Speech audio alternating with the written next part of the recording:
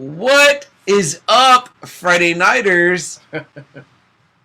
Not you all, apparently, because it's Thursday night, but we're up. My name is CM Chuck. This is Double A.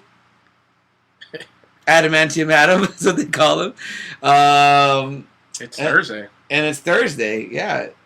It's a late night Thursday. It's a late night. We did this for another big movie, Double A, right? Yes, we did, yeah. Yeah, so the Batman is out, and CM Chuck has some reservations on for tomorrow, so he's going to be watching that tomorrow, and I'll be watching it on Saturday. It's so funny because early on you were like, hey, so we'll move the show up, right? And I was like, why are you saying that? Like, how do you know I'm not going to go Thursday?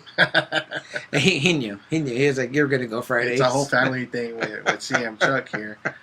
You know, it's so funny because my nephew is like not that excited about it. And you know what? I'm a little worried too about taking my kids because it's a 2.5 hour movie, almost 3, and it looks like it might be like for us it looks great. Mm-hmm. But for them, it might be kind of like a slow burn. So right. I'm kind of like, I have that feeling. I'm kind of scared. Like I wasn't worried with Spider-Man because I knew Spider-Man would be action. Yeah, I'm kind of worried about this one. So how are you dodging spoilers? Because I know that some people. I'm not even going on social media. Okay, really. okay. Me, like, I've already seen like I've seen like shit. No. I haven't seen anything. But I've seen like the starts of articles. And I'm just like zoop, and I'm just like, okay, get out of there. Yeah. I know friend of the podcast, Anthony Caruso from Tis the Podcast, has already seen it. He did that early viewing. I did not know that. Yeah. Yeah, so Jerry D from Totally Rad Christmas told me that apparently you could pay like $25, I think, for one. Fuck. It was a Tuesday viewing. You got like all these souvenirs, and it might have been more than that. It might have been more. Man, it better be. Yeah, but I know you're seeing it early, but yeah, damn, that's a lot. You got a lot of stuff. Yeah. I don't know if he did or not. He might have gone alone, but either way, I'm like, that's a hardcore Batman guy. I think if they would have sold something like that for maybe Spider-Man, I might have been on board, or that there was like an Avengers thing, might have been on board. I probably would have had to because I know the spoilers would have just been up the ass. The spoilers, I would have wanted to. Which I'm surprised if you told me it happened on Tuesday. I'm surprised I really had it run into more spoilers. Honestly, well, I have already seen a lot of like early reviews, which I know that are probably packed with spoilers, and I've been avoiding. Which I thought was from like last week because I know like I saw Robert Pattinson on Jimmy Kimmel last week, and he was saying that Jimmy Kimmel said he already saw it. So I was like, oh, okay, so it might have been like an early release for some of them. So that's what I was thinking those articles were. I didn't know, about this Tuesday thing. Yeah. Fat Tuesday.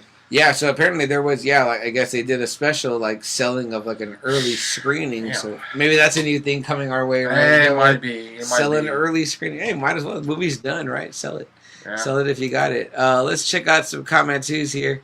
What is happening from Kara? Well, Kara, we're on early tonight because of the Batman. And Kara, I want to give a shout out to you. She bought the Batman Little Caesars pizza. Yeah. And so my brother tried getting it. They told him it was going to be a 15-minute wait. He was like, I'll just get 2 hot and ready's. So 2 hot and ready's. But she got some cool posters, and she said I could have them, so I'll be happy to bring those on. I saw those. Yeah, and then somebody, Facebook user, it must be Steve. That's Steve. Steve says, cheers, guys. Cheers, Steve. Only I'm drinking tonight because Double A got to work tomorrow. I have to work in a capacity tomorrow, but not my normal capacity. I'll tell you more about that later. Rizzo says, wow. What's up, Riz? What's up, Riz?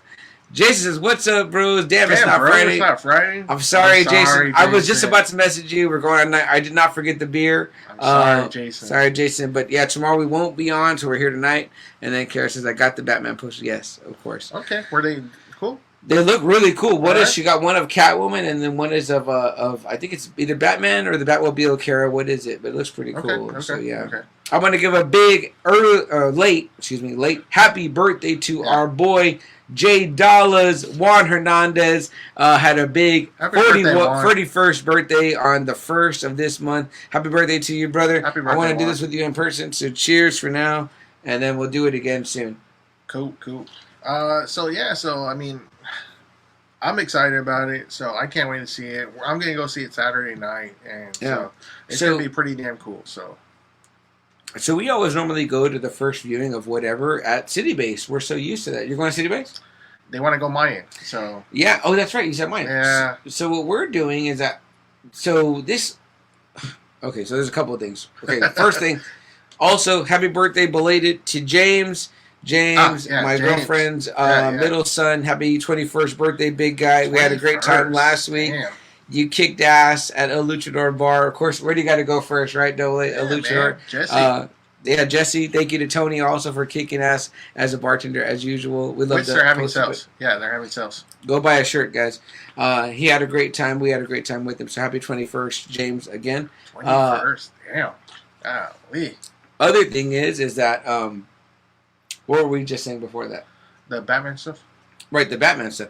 So you're gonna go to City Base. We were gonna go to City Base, right? So recently, if you guys don't know this, and I think I had kind of mentioned it previously, was that I did an episode. It's already out of excellent podcast called "Tis the Podcast."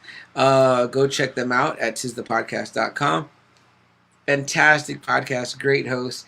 My episode came out. I heard it all through. Well, when I got invited to be on there, I was like, man, I've only seen Spider-Man once, like when it first came out back in December. I got to go again. Yeah. So my whole thing was, when I saw Endgame AA, when I saw it the second time, my first time I think I saw it with we were all there. Yeah, we were all there. My girl, the family, my dad, all that. We were sitting separate, but we were there in the same theater. So the second time I saw it, we got to take her kids, you know what I mean? Like her 3 boys. Mm-hmm. We went and saw it at IMAX at River Center Mall, and we saw it in the big screen. And then I think the third time, and I might have them reversed, I'm not sure, but then we saw it in D-Box. And I had my nephew with me again, and he got to see the motion seats or whatever. He thought that was really cool. So my thing was, I was like, Spider-Man was on that level. So I want to see it in IMAX, and I want to see it in D-Box. Okay. Well, of course, right after Spider-Man came out, we had that big spike. And I was like, man, I don't want to go out again. Because that was the first full theater I'd been in. Yes. So I avoided theater. I was like, I'm going to wait. When I finally went to go look for it, AA, there was no... It was out of IMAX, and it was out of D-Box already. I couldn't go see. Wow. So I settled for a regular viewing of it, and it was still great. And I did my episode with Tis the Podcast. I think it was really good. Go listen to it, guys. Tis the and Podcast. Ours too. And ours too. Here's ours too.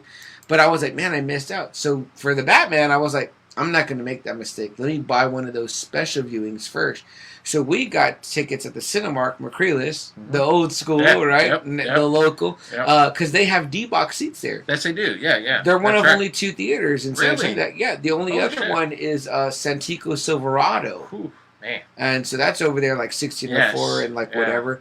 But yeah, I thought Palladium had it or something, but they said no, only those 2 are left. Apparently, I guess it wasn't a big hit. But if you know D-Box, it's the motion seats. Like as the car's driving, you're moving. My cousin said that if you're watching a horror movie and you're watching D-Box, that's probably the worst thing to do. Worst, okay. Because you feel the vibration before it happens. Oh. You know the stabbings before. So it was kind of like, something's going to happen. Okay, interesting. I'll be looking out for that now or whatever. But yeah, so my nephew loved it the first time. Well, I think we saw it. It was Endgame, and so he thought that was so cool.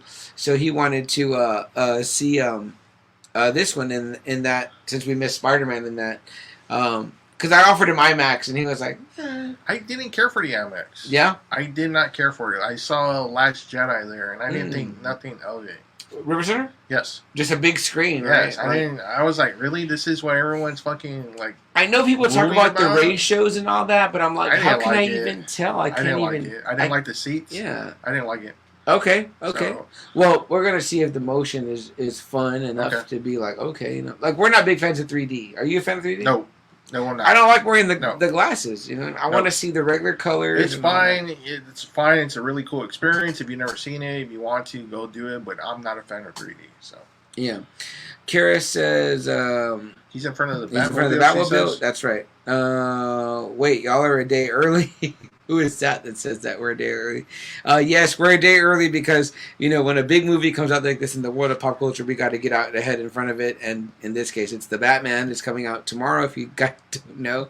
Robert Pattinson, Colin Farrell, what's the kid's name? Paul Dano. Paul Dano. Which I'm very excited about. Love him. Yep. Our boy, Jeffrey Wright. Jeffrey Wright as Commissioner Gordon, who we Commissioner Gordon. So yeah, we love him as the Watcher. Yeah, I love Jeffrey Wright. I like him in the Bond movies. He was excellent in the Bond movies. And yeah, so everyone's like, okay, Friday night y'all going to do the Batman, right? Because it's the Batman. I'm like, no, it's the night the movie came out, so we're not going to do the Batman on that night or whatever. But we're gonna throw down a challenge here right now. Double A, are you ready for this? Yeah. Go ahead. All right. Yeah. We want to invite tonight, guys. If you're watching this episode or listening to this episode tomorrow or the day after, Anthony Caruso from Tis the Podcast. You are invited, sir.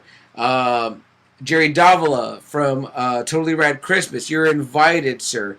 Lucky and Joe from Now Watch This. You're invited. And I'm even going to throw out an extra special invite to the two boys, Nene and Brandon, from over at Let's Talk Geek for a Sec. You guys are the newcomers on the scene here. You don't know what's up. No. Let's come out let's do a virtual meetup. And maybe if it's okay with Double A, maybe we get a few of you that are local in the studio possibly. Let's do Batman next Friday night live right here on Facebook, right here on YouTube live, and let's talk the Batman with Double A, CM Chuck, the Batman. You guys are going to do all of your own episodes. I know you are. You're going to go record them early. You're going to record them tomorrow. You're going to record them Sunday, Monday, Tuesday, Wednesday. But live, you're invited tonight. Tonight, we're inviting you to talk it next Friday, The Batman. We're going to cover that episode one way or the other. We're saying it here and now. Come on and talk it with the best pop culture podcast. I don't know. Maybe you're the best. I don't know. You got to come on and talk.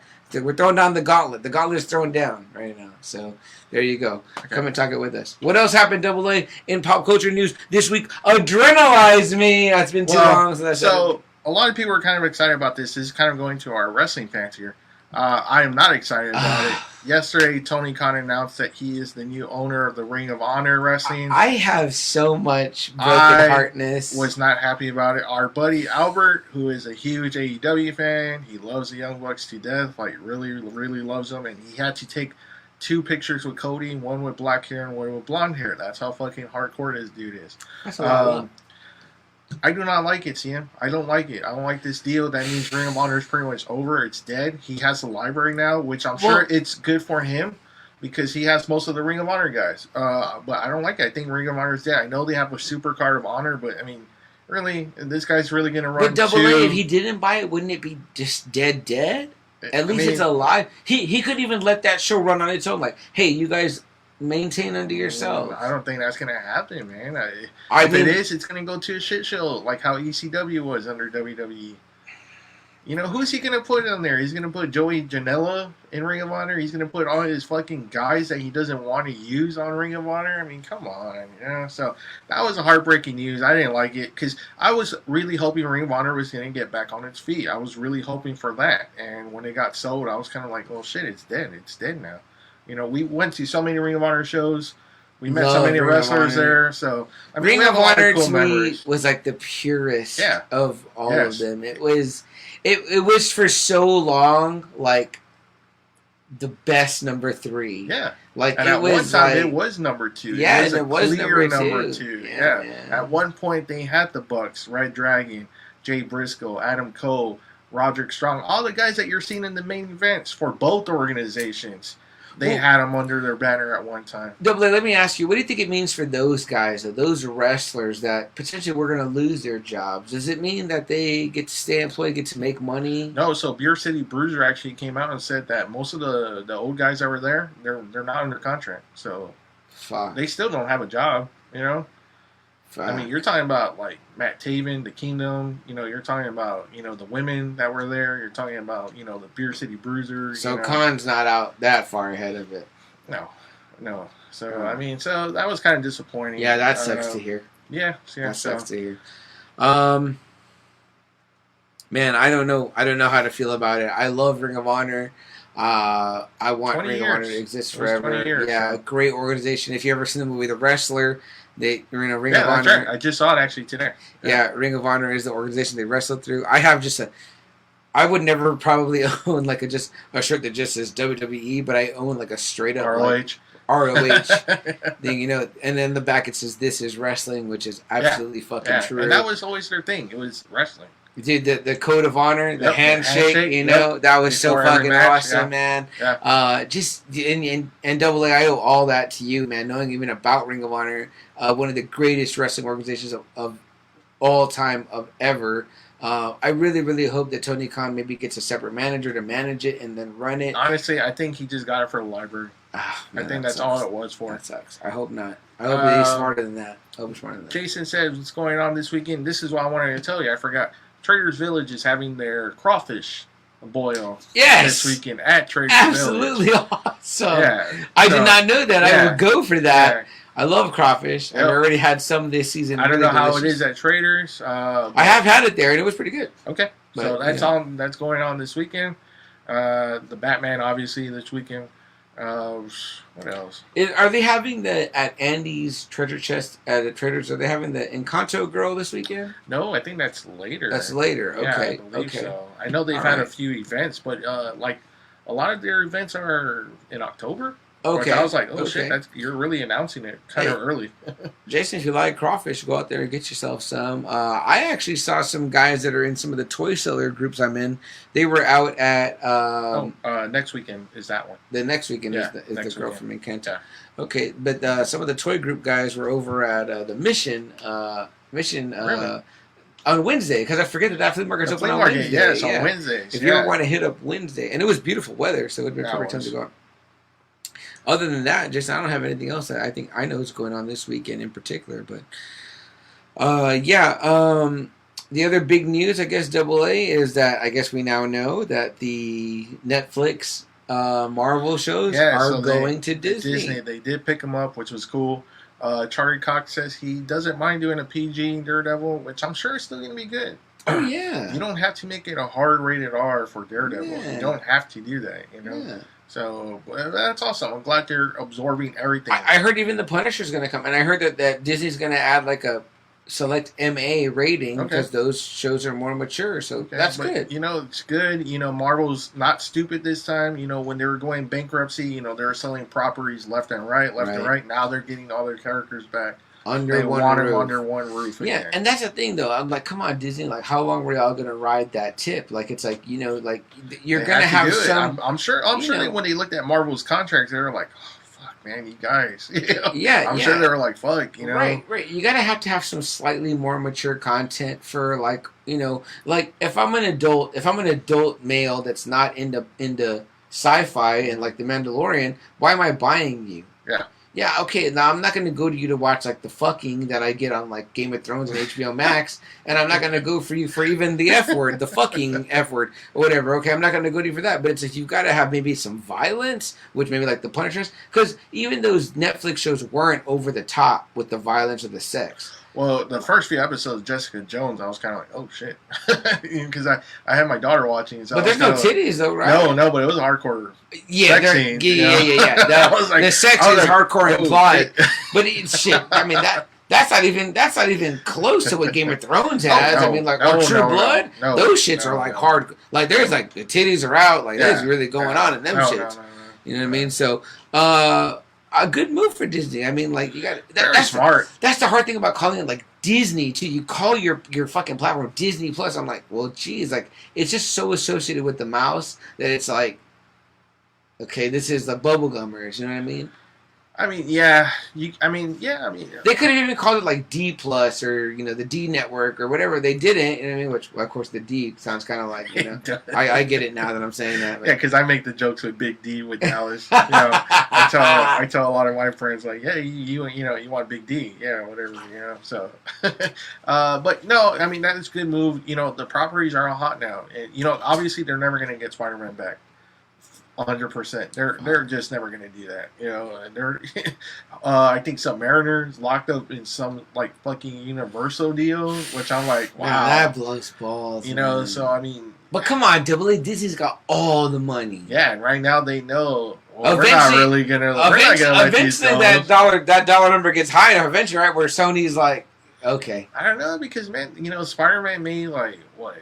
1 point something billion. This last one? I think they're taking more than Disney is on this one, so that's what fucking sucks. This last one, crushed beyond. Yeah, so I'm like, Sony's not gonna give up Spider-Man. Yeah, yeah, that sucks balls, man. It's like fucking Michael Jackson owning the Beatles masters. Right? But still good news though for us, us the viewing. We can keep watching honestly, it. Yeah, because honestly, I thought they were going to get them back, but I never thought they were going to be on streaming again. Well, oddly enough, my dad is like in a mid watch of The Punisher, and he was like, "Hey, mijo, I heard it's going away," and I said, I think it'll be okay. Dad. I think it's going to go to Disney.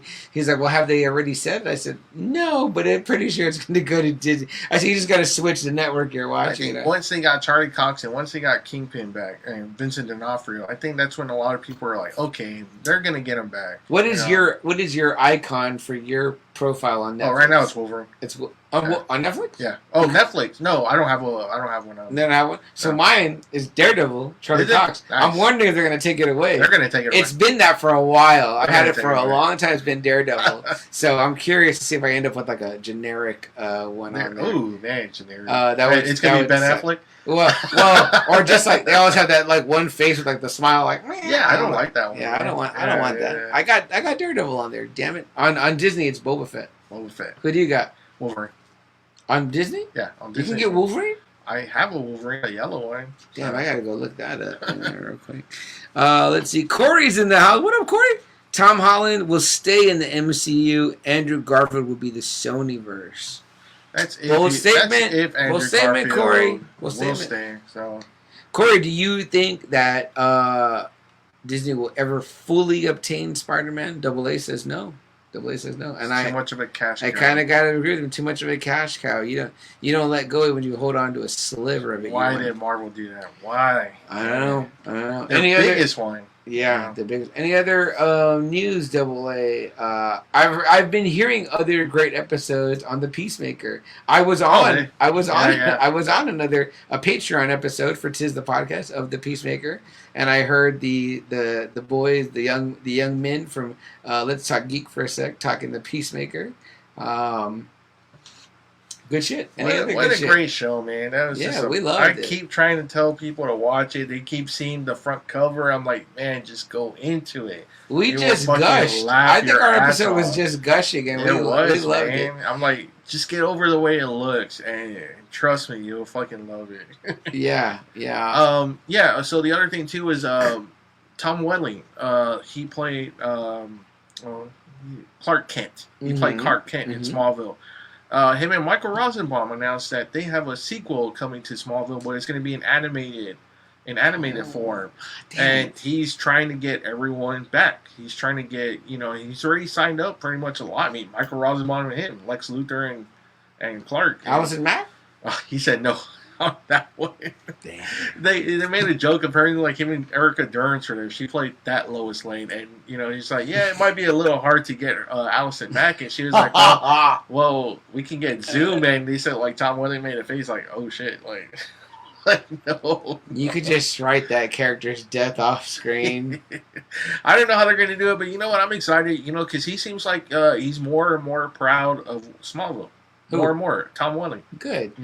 Was he at one point? No, but I mean, there was a long time where he really didn't talk about it. Now he's out here doing Comic Cons, and him and Michael Rosenbaum are hitting it pretty hard. I would absolutely love to get that guy's. I mean, man, for a good while there was.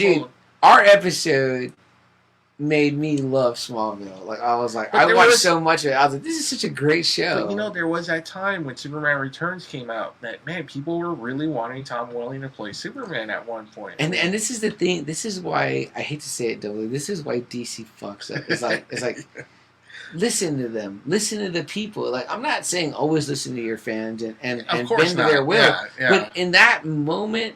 There was a moment early on when they were redoing the DC movie universe. I'm like, if you blend the shows in, don't imagine a world where they don't even cast Ezra Miller. They just bring in that kid from the Flash show. Mm-hmm. That Flash show at that moment was so hot, so beloved. It was. There was a good time. Yeah. I'm like, dude, you would have had dudes fucking just nutting everywhere because it was like, that's what we want. Now you're blending the worlds. Like they could still do that. I so badly wanted Tom Welling to be the Kingdom Come Superman. Man, the way he looks now, he looks perfect for Kingdom Come Superman. Oh yeah, so good, so great. Corey says Sony will partner Tom Holland, and possibly future Miles Morales will be part of MCU. They used Andrew and maybe Toby to be in Sonyverse. Also here in the future, team up again versus a true Sinister Six.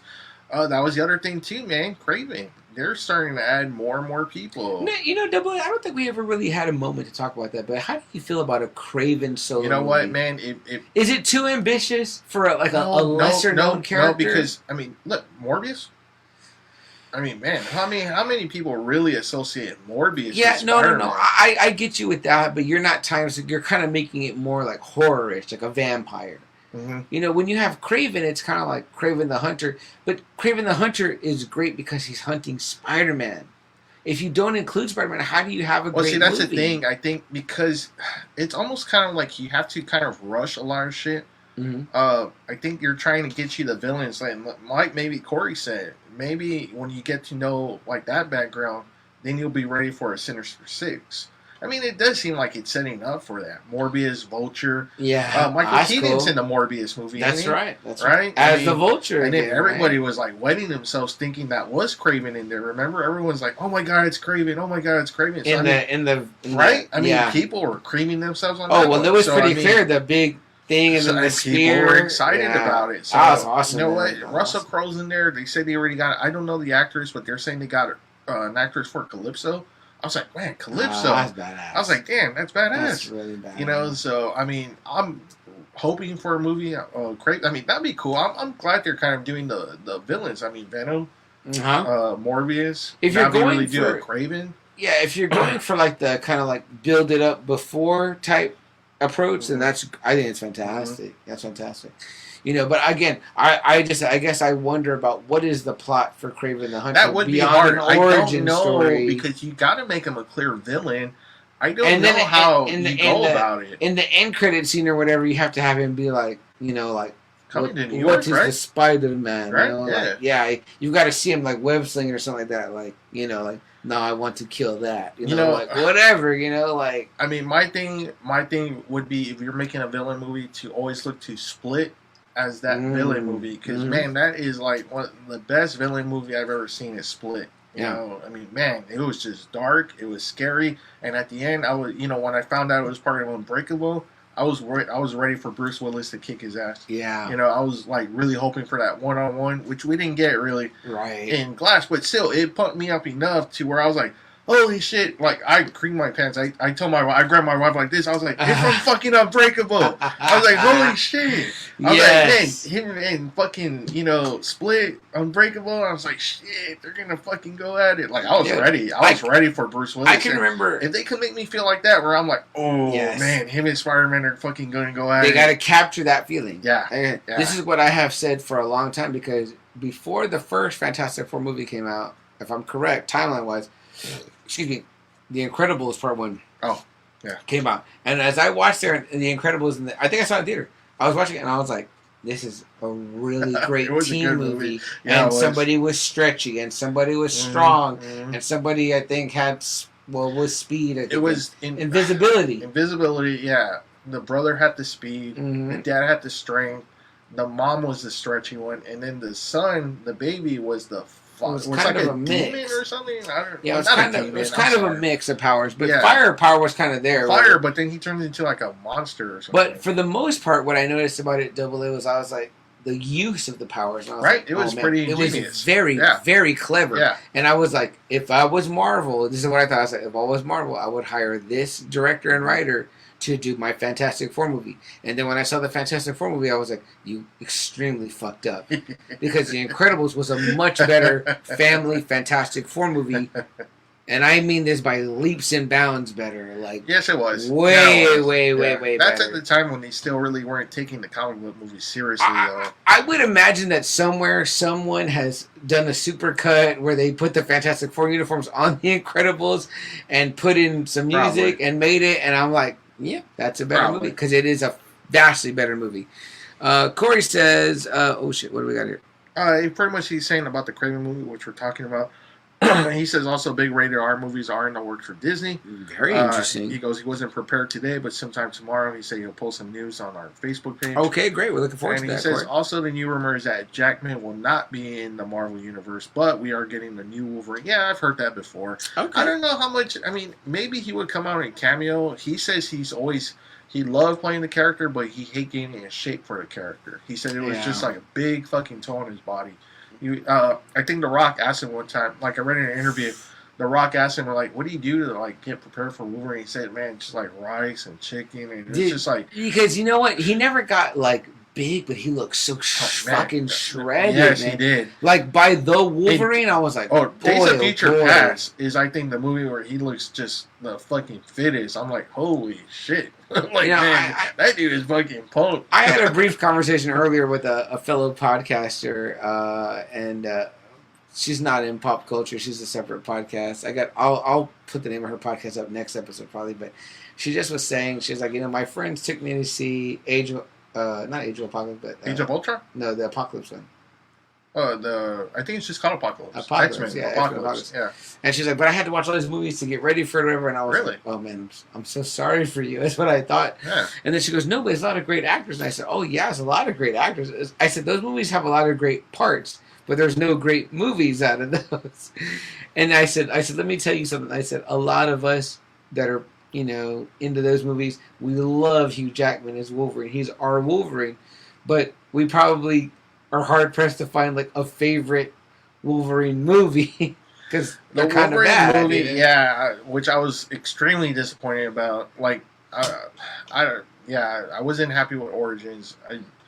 Everyone kept raving about the Wolverine. You know what? Although the sequence with him and the family is so good. There's a lot of cool moments. But the way it ends with that chopper and that guy is, I'm like, oh, that sucks. And then, everyone's saying the Wolverine was going to be a bigger, better movie, and I really didn't care for it still. And which is the one AA where he goes out, he visits with, that's the Wolverine? That's Logan, right? Where they're with the African American family. It's Eric LaSalle. Yes. In Origins, he's with like an older man and older I love lady. that. I love that sequence. Okay. That sequence only. So that's in Origins. The African American family is in Logan. Yeah, where he fights his. It's a very similar sequence. Now that I think about it. Yeah, where he fights the younger version of Wolverine. And some of the highlights of the Wolverine are like the parts with him and Mariko. Yeah. Like those parts are good. Yeah. But the ends are so weak. I mean, I don't know why they could never put it together. I don't know. I don't know, because, Hugh Jackman was all into Wolverine. I mean, everything about it was all his. And not only that, but how often in AA are the fans behind a person as the character? Right. But they're not behind any of the movies. Like, I'm like, man, those movies just suck. No. And like I said, what kind of sucks is, like, our favorite X-Men movie is First Class. And that's not really in it. Yeah. He's only in there for like 3 seconds. And then the one that everyone loves is like X2, which I'm like, yeah, X2 is really good. It's a good movie. It's the best one out of the original 3 by far. Yeah. And that scene, I always did say that's one of the greatest comic book scenes, is when he just goes ape shit. But it's a pretty low bar, though. Yeah, but I mean, that was cool because I love Logan, but I know you hate. You don't hate, but you don't particularly care for Logan. Especially it's like but it's an old man Logan. I want to see the old young Wolverine. And it is depressing. And like that's why I like that part next to, because man, when he stabs that guy, in the chest, in front of Bobby, and he lets out that roar, I'm like, yes. That's my so Wolverine, badass. Where he's like, so badass. And he's making those moves. Yeah. He's like using his military experience, and he's taking out those soldiers. I'm like, man, that's my Wolverine. Just like a clever method of fighting with that type of weapon. Yeah. Like, whose weapon is that? Like, on your hands, and it's like these 3 blades. It's like, that's a difficult fight, and they did a great job of it. And I love Logan too. Like, I love you when he's fighting like the clone, the other Logan. Yes. Like, that's cool. But again, you're right. There's really no good villain in that movie. Like, there's not like it's like who's he against the Reavers? Like, the Reavers suck. I mean, they're a classic opponent of Wolverine. Lady Deathstrike is fine, but he doesn't have what we would call a touted Rogue's Gallery. I mean, no, but he has a gallery enough for him. He has a Sabretooth, an Omega Red, a Lady Deathstrike. Sure. Cyber. You know, and you could insert him into the X-Men and be like Magneto, Juggernaut. That would be hard though. You know? That's too far of a stretch. I mean, obviously really? because the big thing with Magneto is like, you're a master of magnetism. How do you not just take his bones out like he does? They had that fight. That was a pretty scary fight. Juggernaut's always been one-sided. Fatal Attractions would be a great movie. Yeah, it would be, and it would be pretty nasty to see all that shit happen. It results to him. Yeah. I mean, shit, you can put Deadpool in there, and that would be a good one too, honestly, because Deadpool's part of that whole Weapon X system. You know, I mean, Maverick, they should have did better with Maverick in Origins. That sucked. Like he's not a great character, but he is a classic kind of like Wolverine kind character. Of character. Yeah, I agree. It's just, whatever. They should have did the story from the X-Men cartoon with the Eskimos. You know what? Even a story like that, or That's great. My brother, That's so great. My brother Will, he loves the Marvel Comics Presents comics because he's in Madripoor a lot of times. He said those are some of his favorite Wolverine. Those are really awesome. Well, just give me something like that. You know? Essentially, that's the story where in First Class where they run up on him. Yeah. Xavier and Magneto. It's like. You could have a side story where he's in Matterport drinking beer there, and he's just doing his own thing. Like, that's a fantastic Wolverine story, but unfortunately, I guess you want him against these like big. Which everybody was kind of excited when they announced it in Falcon and the Winter Soldier. I geeked hard. I was like, oh man, that's fucking great. Yeah, so I mean, it was kind of like, oh, where's Wolverine? Like everyone was like, where's Wolverine? Very, very cool. Corey also says, let's see. No, it's Rizzo. Rizzo says, was really hoping for a Deadpool Wolverine movie with Hugh Jackman. Yeah, Ryan Reynolds was too. Oh man, Ryan Reynolds they would play so much off each other. The obviously the funny man Ryan Reynolds and the straight man Hugh Jackman. They could get that really good. I think And then if you do the action scenes, because they're both kick-ass characters. Deadpool is a deadly fucking character. Oh, definitely. Kind of forget like the Ryan Reynolds kind of like interpretation. This dude is a fucking badass killer. He's a badass. Well, even in his movies when he is fighting and there's no funny dialogue, it's like he's kicking major. Yes, he is. So I mean, people were comparing Vigilante to him. They were like, "Oh, Vigilante is like the Deadpool." Yeah. I heard that on a couple of podcasts. Yeah, like that part in Origins where he has his solo moment in the beginning. I was like, that's what that guy can be. Deadpool. You remember when he sent him in? He's like, okay, it's your it's your deal, and he just goes in there and he just like kills it, kicks ass. I was like, man, that was a cool fucking moment for Deadpool. That's kind of a cool thing about Ryan Reynolds, right? The fucking prick. The guy's super fucking handsome and he's shredded and he's funny. It's like, well, Jesus, like. What the fuck? Women can't resist. And there are good moments in that movie too where they're in the elevator. It's like, man, will you just shut up already? Yeah, like Wolverine tells him that. In that movie, there are moments. Yeah, it's like in that one. It's very I love seeing the Weapon X, but I love seeing the Weapon X stuff, the Stryker stuff, the Wolverine, the other guys, Deadpool and everything. So. I remember even initially watching it and popping over like someone like, oh shit, that's like Emma Frost, the diamond. I was like, oh, that's kind of cool, you know what I mean? So, and then it was kind of funny too because like I really wanted to like it too because they were finally introducing Gambit, and I was like, man, because Gambit was like my number 2 guy.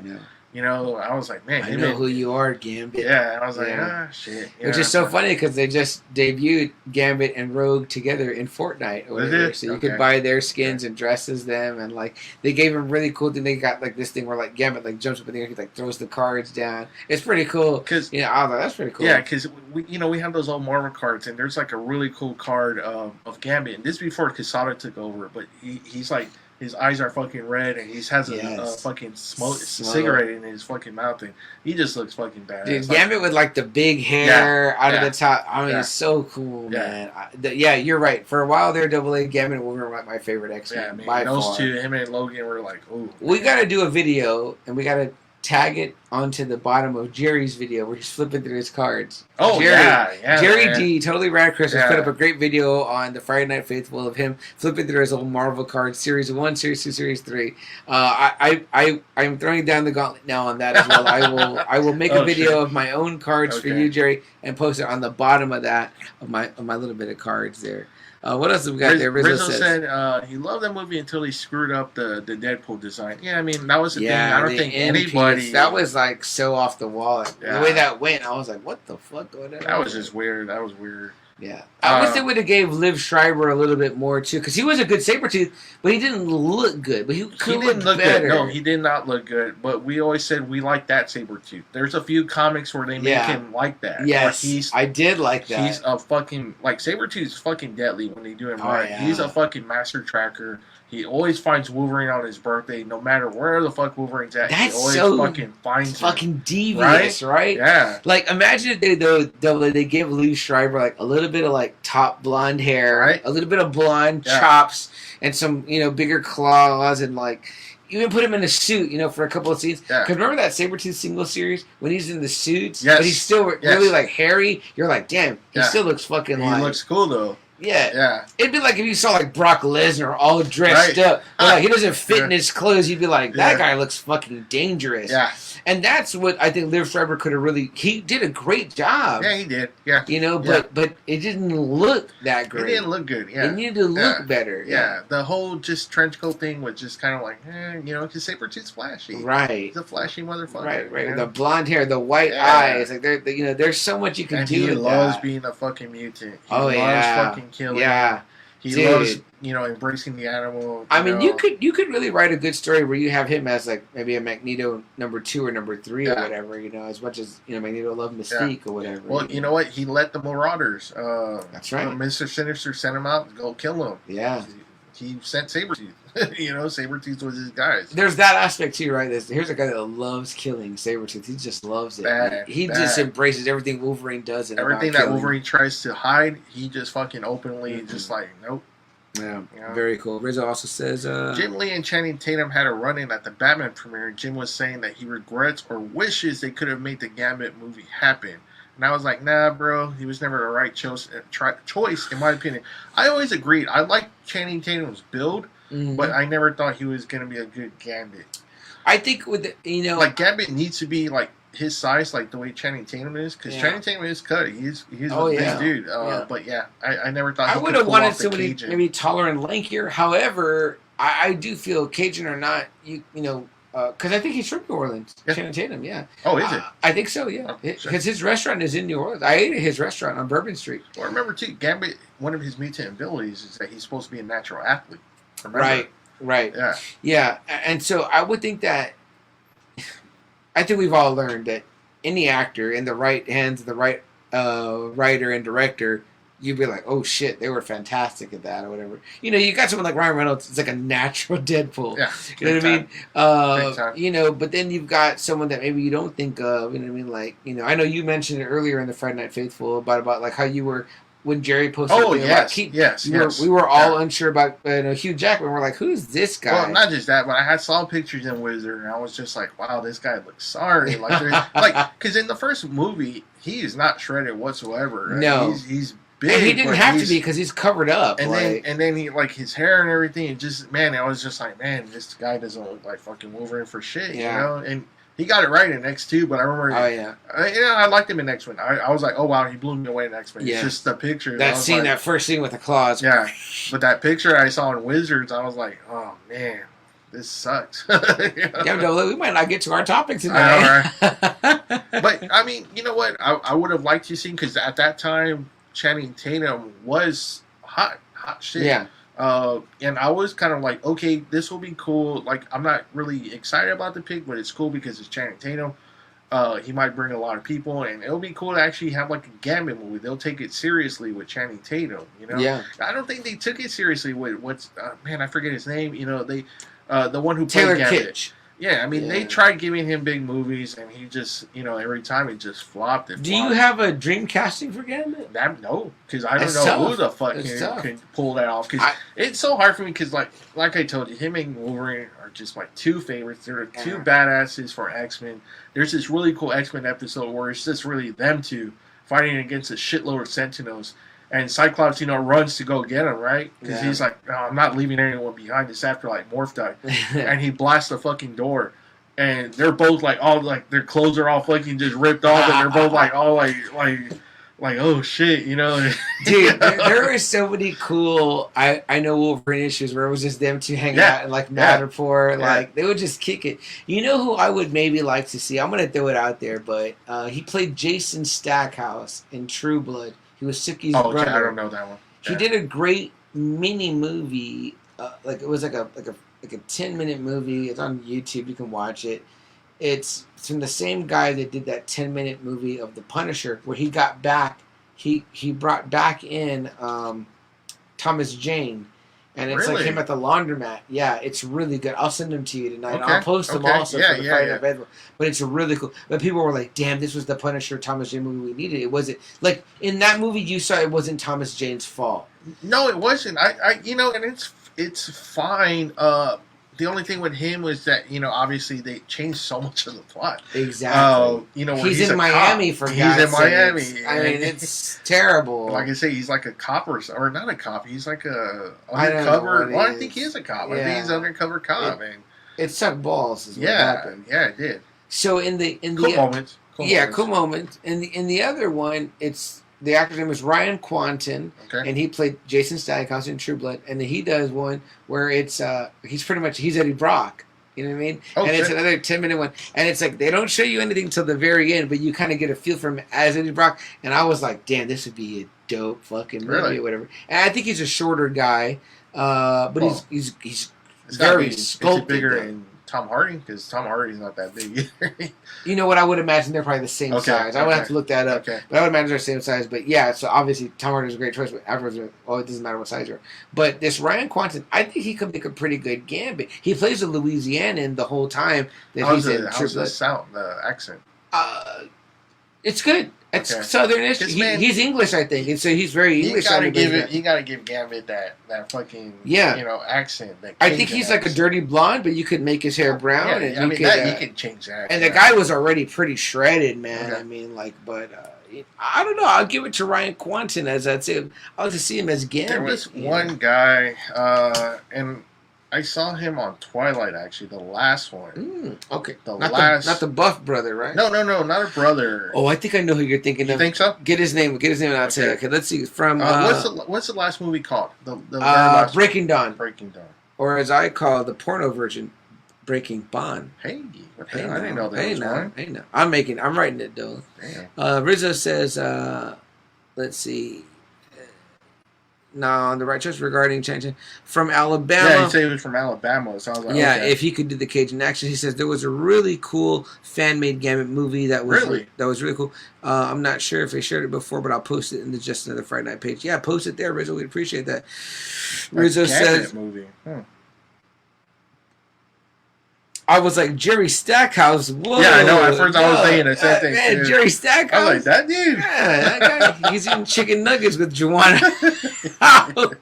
Lee Pace. Lee Pace, yes. And actually in the movie, he fucking he's kind of Gambit-ish. Yeah, that's a very... And you know what? How that movie is. Do you know who Lee Pace is? He played Ronan. He played Ronan, yeah. But guys, if you ever he kind of looks like fucking Gambit in the movie. He even has like the red eyes. Look.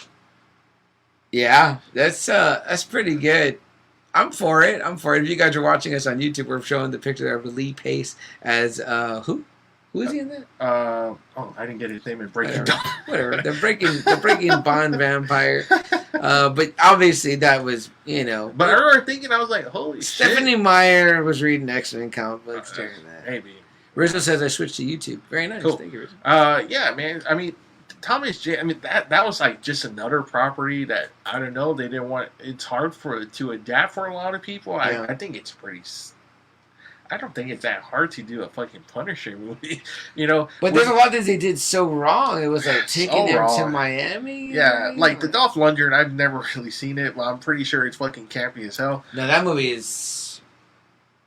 It's kind of cool, actually. Okay. It's kind of cool. It's not a cool Punisher movie, but it's like you're like, oh, if it was an action movie, it would be okay. Let's say this. It feels like a pretty alright movie for the time of when you were watching like Commando that time. And you're like, but the fact that we know who the Punisher is, you're like, it doesn't feel very Punisher-ish. I like Dolph Lundgren because, first off, the dude's like 6'7". Yeah. And he's just shredded too, so he looks intimidating as fuck already. So that's cool.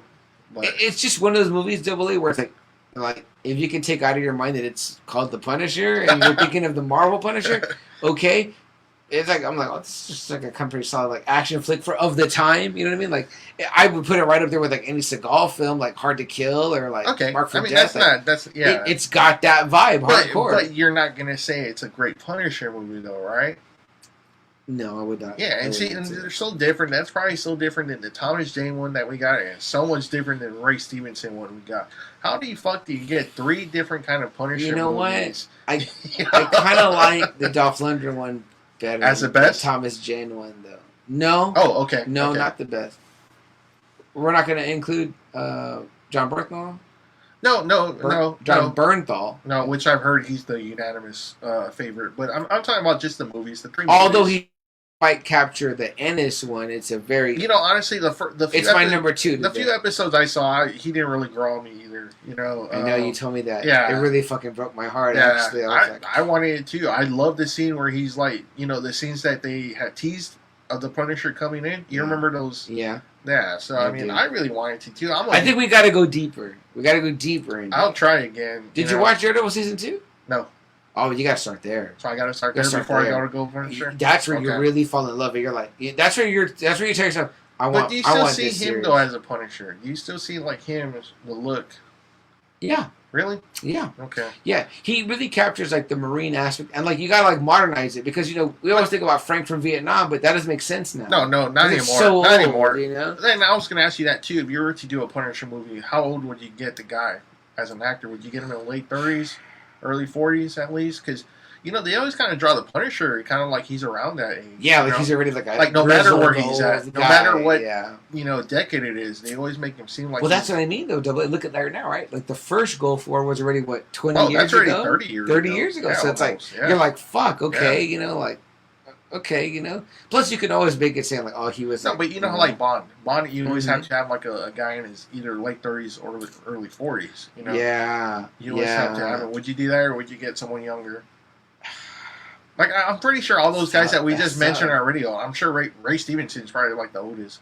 I'm sure Thomas Jane was already in his 30s at that time. I'm sure John Bernthal is already like in his late 30s. Yeah. So, I mean... And it's so funny, too, because to me, Ray Stevenson really looked like a... He looks like a Garth Ennis. Yeah, the Ennis. You know, a Tim Bradstreet drawn, you know what I mean? Big time. Oh, fuck, you know? Big time. And a big fucking brute, right? You know, man, I kind of wish we would have got a few more of that one, you know, him as the Punisher. But, yeah, I think you got to make him about 35, 40. And you got to just date Ennis gave us so many great stories that you can pull out. I'm sure they can fucking do one of those stories. You know, if you're not going to include him in, like, the rest of the Marvel shit, you could just do a story time period piece and make it from Vietnam up to the 80s. And it's still a very, very vivid story. They've already done that already. Yeah. In some of them. You know? Yeah. Captain Marvel was supposed to have taken place in the 90s. Right. You know. So imagine this: you've got Punisher running around the streets of the 80s, whatever. But what's cool is that, like, in some of the Ennis ones, they talk about it, right? Where they're like, "Man, this guy must be like 60 or whatever." Where you're like, "Damn, he's still doing it." Yeah. It's almost kind of cool because it's almost like there's something else possessing him to like he remains. Yeah. You know, like he is in many ways a spirit of vengeance. And they've made him already that. Yeah. You know, and that's cool too. I like that too. We're not getting into a topic tonight. Fine. I'm fine with this. I like this too. Fine with this, we don't do this. No, we should do this. When I have to do like a solo, I do this. I'm just like, there's no topic. We're just gonna just chat. You know what I mean? But I mean, we love the Punisher. We've done about 3 episodes of the Punisher. Yeah. I mean, we love it. Maybe it's because of our love that we're just like really want to fucking. If this guy told me, let's start the Garth Ennis run. Let's make a new podcast where we read each issue and just go one by one. I would say I will 100% do that podcast with you. That would be fucking fantastic. I mean, that's how great that. How great that run is. Yeah. If you're missing that run in comic books, you're not reading comic books. And properly. It's weird because like my brother owns like few select collections, and that's like one of his few collections that he has in his fucking bookshelf. If you don't read, know, and respect the Garth Ennis Punisher as the definitive Punisher, you should just take a shit, wipe your ass, but wipe from the front, from the back, right up to the front. Wipe shit all over your nuts and your dick, because that's how wrong it is for you to like it, not like it. That's how great it is. And I would. That's actually a fantastic podcast premise, is to just read the Garth Ennis run of the Punisher. I mean, and why not? I mean, most of the X-Men stories come from one place, the Chris Claremont era. Mm-hmm. We really have never seen That's actually a great premise for any podcast, right? Just read the series. Read the series. Read the run, you know what I mean? Go through the run. Go through just different runs. I'm sure there's a podcast probably doing that. But, I'm sure there is. Rizzo says, what does Rizzo say, Double A? He goes, they painted on the 5 o'clock shadow on Dolph Lundgren. And I would have liked Berthal more if I never saw him as Shane in The Walking Dead, he says. Does that play a part? Not to me. Nope. I thought he was a great Shane because he was a great asshole. And then I thought he was a great Frank Castle because I was like, man, I love you as Frank so much. I'm not going to lie. I wish they would have kept him alive longer in The Walking Dead. Yeah, Shane was a good Shane character, yeah. It's so funny to talk about 5 o'clock shadow though, Rizzo, because I was just I've been behind on my Superman Lois show. Oh, and I caught up this week. I'm still not all the way caught up. I think there's 5 episodes out. I caught up about 3 episodes. Oh shit! But I'm like, man, that Tyler Hoechlin, man, his shit really grows in. Does it? Yeah. So I read a thing on Reddit, and it says, man, they had trouble. He would shave at the beginning of the shoot. And it would they said he had 5 o'clock shadow by like the midday. I'm like, holy shit. So they were like, they just decided to like let Superman have like 5 o'clock shadow, which is a weird look for Superman. It is. I think he's only had like a beard, like a few issues, a few runs. Yeah. Yeah, that's where true. He's had a beard. Yeah. I think. And this is funny because it's not like a beard. It's just like 5 o'clock shadow. But I'm like, damn, man, Soup always almost like Superman 3. And people talked about that. And there's so many things, though, Double A, him as a dad and this thing, you're like, man, like, I fucking feel for this guy because you're like, shit. And there are little moments where, like, the suit could be tighter because, like, he'll move and you can kind of see, like, the cushion. Wow. And I'm like, come on, like, tighten up, like, get that part right. Yeah. Because he doesn't spend a lot of time as Superman, which is okay because it does exactly what we say, where it's like, sprinkle in your Superman. You don't need like it to be an all Superman episode or whatever, and it's just so fun. And I was actually really impressed because I'm like eager to finish up, catching up because it's been so good. Lois and Clark was kind of like that too, wasn't it? I mean, he was Superman, but it was more Clark, right? Yes, yeah, right? That's true. Yeah, so, you kind of got like you knew you were gonna get like 1 or 2 Superman moments like toward the end. Yeah, Yeah, so it works in that way, and it's more cinematic, so it looks nicer than its other DC shows or whatever. Really? So, yeah, okay. Yeah, I'm enjoying it where it's at right now. Even it's weird, man. You know, with all these DC properties, and we still haven't really got another Superman movie. That's what kind of sucks ass. I know. You know, and he's stuck on TV, on a TV medium. You know, it's like, man. And it makes you wonder, though, right, Dole? Like. Is it the right time though, or like? And who would you get? You got to recast? No, I would keep Henry Cavill, but man, bring out his fucking Rose Gallery already. Enough with Luthor. Problem. Enough with that. That's the problem. Man, like, bring out Brainiac. That Red Sun storyline was fucking cool. Where Brainiac brainwashed him. It was very cool. Bring out Darkseid. Cool. Bring out Doomsday. You know. Spoiler alerts for anybody that's not watching Superman and Lois. Turn off now. We'll give you 5, 4, 3, 2, 1. But there's something going on in this season under the ground, and it shows like something seems to be like creating earthquakes, and then you just see this hand punch through, shit. And it looks like a gloved hand. And I'm like, if they're gonna give us a really like slugged out fight with a Doomsday with this Superman, he is a good-looking Superman. And you know what? He's doing the dad stuff really cool, man, because he's having to encounter... You know, just the other episode... Spoiler it again for Superman. But, like, he's got two twin sons in the show, right? Yeah. One of them's older by just, like, a few minutes, I think. And so, you know... So Clark picks up the kids, the oldest son, and he drops him off at the house. He's got his girlfriend with him. Mm-hmm. He's like, hey, you know, I'm dropping y'all off. I got to go do stuff. He goes to do Superman shit. Fucking saving the world, right? Excuse me. And Lois comes home, whatever, and she, like, hears noise upstairs. She goes, well, he's up there with his shirt off, the kid, and he's with the girl or whatever. They're supposed to be 15. And she's like, what is going on? Blah, blah. She throws, like, a mom fit, of course. Like, what the fuck are you doing? You know what I mean? So then they have, like, all of her and the 2 kids at this point, they have, like, these little, like, almost like a pager where, like, it's like, and you hit it and, like, the noise is so tuned into Superman, he automatically, so he was doing something, he was already done doing it, and then he, like, heard it and he, like, zipped home. Mm-hmm. And he's like, Lois, what's the problem, whatever. And then she's like, blah, blah, I just caught your son. And he's like, You used it for that? And then she's like, what do you mean? And he's like, I'm sorry, but that's for like emergencies, like global stuff, not like, our son hooking up. And she's like, oh, your son hooking up's not important? So like, you see their fight happening and you're like, damn, she's not wrong, but he's not wrong either. Like, I'm like, and in my mind, I'm like on Superman's side, right? I'm like, I'd be like, hello, I just fucking saved a submarine from whatever. And then he gets shit because the submarine he saved was a North Korean submarine. And the U.S., the DOD is like, they're like, well, you couldn't have dropped it off on our side so we could like disarm the nuclear sub. And he's like, I'm about saving lives, not about your political agendas. I'm like, not only that, I can stop their nuclear shit right. in an instant. And this is what the government guy says. He goes, if you're not about true justice in the American way, then you're not on the team. That's why they don't use that shit anymore. I know. It's gotten so fucking twisted. I know. Like, this is what I'm saying. I'm like, you know what? This is being smartly written because it's, you're putting Superman in scenarios where he's like, well, fuck, I can't do no fucking right. Even in my own goddamn house. Like, I'm like, goddamn, like, where's the Fortress of Solitude? Let me go there and get the fucking hang out there. Which he probably does go. Yeah, and drink a fucking few super beers. Because I'm like, Jesus, give me a fucking break already, man. He has a piece of kryptonite to use it so he can get drunk. Yeah, exactly, man. Hold on, let me open this box and start just lay out in the fucking fortress, man. I'm like, dude, give the guy a break. I mean, like, I for real felt like I was like, Lois is really like, yes, of course your children are the most important thing. You can take care of that. But I'm like, I would have been like, this is kind of like a you thing right now. Like, I'm doing a me thing with nuclear submarines. What the fuck?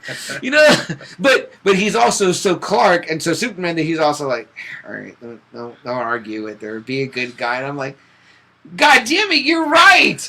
What the fuck are you doing? Don't back down from her, And these are the things about this show that make it interesting. It makes it interesting because he's like, again. Wow, so Doomsday again, huh? I hope that's what it is. Okay. It looked cool. And like I said, man, bring out Parasite, bring out Mixoplately.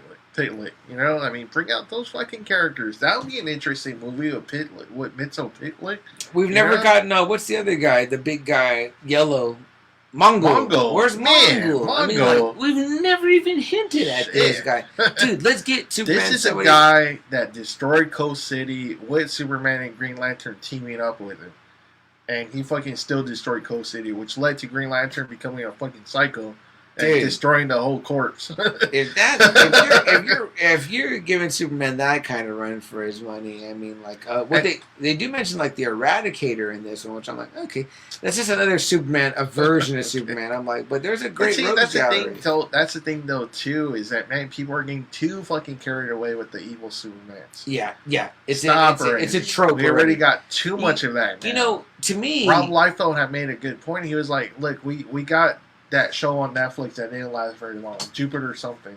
Right. He said there's like a Superman there, an evil Superman. He's like, we got Homelander, we got Invincible, we got all these fucking different evil Supermans. So it was kind of like, it's a lack of creativity. Yeah, it is. And then we have our own, like the Ultraman shit, with Superman, the Injustice, that Superman. Right. It's kind of he like, goes bad, okay, or whatever. So and the reason why that happens, Double A, is because Superman's been so built up that the only thing that you can get to counter Superman is Superman. But here's the thing: to me, Brainiac could be DC's Doctor Doom. Yeah, he could. But they don't. Fucking do it. It's like, I hate to say it, but DC is kind of like too busy sucking the Joker's dick. And I get it because just the other day when I was on with Tis the Podcast and I was talking Spider-Man, I said, look, I love they do a segment, they start with your history. And I said, well, Spider-Man for me has been with me since I was, as far as I'm concerned, as far as I opened my eyes. Because when I was watching cartoons little, it was Spider-Man and His Amazing Friends. Then I went into the comic books. Then I went into Spider-Man the 90s series. So it's like, I just love Spider-Man. I said, Spider-Man is on my Mount Rushmore, not only of Marvel heroes, not only of heroes. He's on my Mount Rushmore of comic book characters. Spider-Man is on there. And I had to think about it. Who else is on my Mount Rushmore of comic book characters? Period. Good or bad. Soup. Spidey. It's probably is Batman. Okay. Because it's hard to deny. And then it's actually probably the Joker. Because the Joker, good or bad, is he is one of these recognizable there characters. Everybody knows him, and like I said, you had 4 or 5 different people play Joker. Yeah, and it's all that's different. A lot, and it's different, but it's different each time. The first solo, the first villain with a solo film, that made $1 billion. How about this? How about the only character that has 2 Oscars? Yeah, the Joker character has 2 Oscars. That's and like I said, fucking crazy. They're 2 different portrayals. They're not the same. Joaquin Phoenix didn't act like the Heath Ledger Joker. That's how over the Joker is. But it's like he said though too. It's kind of like, okay, but you have all these other villains. Like why can't we get a complex Doctor Doom? Why can't we get a complex Brainiac? Why don't you get the people that wrote like Hannibal Lecter and write these 2 characters and make them what they're supposed to be? Like they're supposed to be the shit. Yeah, like for a long time in Marvel, Doctor Doom was the villain. Yeah, he was the ultimate villain in the Marvel universe. They just released an article, right, where Kang said the only person he kind of not fears, but like that he feels his rival is Doctor Doom. Yeah, that's saying fucking a lot. Like Kang's been through time. You know what I mean? Yeah, which we still don't even think for us fans. That's not even true either with Kang. It's like it's always Doctor Doom. I put Kang way over. I mean, and then most of us now, thanks to Marvel Universe movies, Marvel Studios movies, is Thanos. Oh, yeah. Thanos is so up there. There was a time when we would be like, "Oh, Thanos is like good, but he's not like the top." You know what I mean? He was always there at the end. He's the top. The end stuff, yeah. He's over the top. But we never like, oh man, I want Thanos. Like we never said like, hey, we want Thanos. In the next movie. Yeah, exactly. I mean, I always thought of him as like a cosmic guy. He fought like Silver Surfer and shit. But, like the Superman cartoon, that's what I loved about it, CM, is that, they had great episodes with Parasite. They had great episodes with Metallo. Mm-hmm. They had great episodes with, Mxyzptlk. They had so many great episodes with even Darkseid's stupid son, Calabac. Yes. That was fun. Yeah. I'm like, man, they had so many good episodes where they wrote Superman right, and it was entertaining. And it's so funny because some studio exec, AA, might say, you know what? Yeah, guys, I hear what you're saying, but none of those characters are strong enough to be in a one-on-one movie with Superman. And I'm like, here's the thing. What do you do with every Batman movie after 1 or 2 movies? You put in 2 or 3 villains. Mm-hmm. Okay. It's a perfect opportunity for, in the first act, Superman whomps the fuck out of Calabac. Then in the second act, he whomps the fuck out of, Parasite. And then by the third act, it's like him versus whoever. We've been kind of seeing their story grow. And then in the third act, he whomps the fuck out of this guy. I mean, it's like, yeah, you're getting a chance to A, showcase the Rogues Gallery, and B, it's like, Superman gets some fucking, action where he's punching people around, throwing them around, showing some different things he can do with those powers. I mean, look, what I loved about Superman 2 and Man of Steel was that Zod was in there. Yes. And, man, Zod was, I loved, what's Terrence Stamp? Terrence Stamp, I like his portrayal, but, man, Michael Shannon? Michael Shannon, I thought was perfect as Zod. Oh, yeah. I would have loved to have seen him more as Zod. Yeah. Man, you can just feel the hatred that this man has for the House of El. Oh, Michael Shannon is a great actor, man. He's so great. You can feel how much he hated, like, just seeing Jor-El again, Russell Crowe on the ship. He was like, even now you can't leave me alone. It's like, golly, and, Zod is a really great character. That's another powerhouse too. And I was really happy that they were starting off with him in Man of Steel. And they even make the chick like really badass. Like man, she gives him like her name was not Ursa in that. It's not Ursa in that one. I forget what her name is in that one. But man, she I was like, man, that fight scene was pretty badass. Yes, it was. Like, man, it was. I think that movie is super underrated. But can you imagine him going up against a Parasite or a Mxyzptlk, or like Rock says, he wants Black Adam to go up against him. I mean, man, that'd be pretty badass too. I mean, I'm all fucking for that. Seeing them two go at it, you know what I mean? Just like out brawling. Yeah. That's almost like that's like a Dragon Ball Z type. But then fight you know what though? On film, after all this stuff we're kind of hearing though about DC is like, oh, they got really mad when Peacemaker called Batman a pussy. I'm pretty sure they're not. They're going to be like, no, Superman has to win. He has to be the ultimate like badass. He has to be the strong. Instead of kind of going with like the John Byrne run, where John Byrne did kind of lower Superman a little bit. Superman was still number one.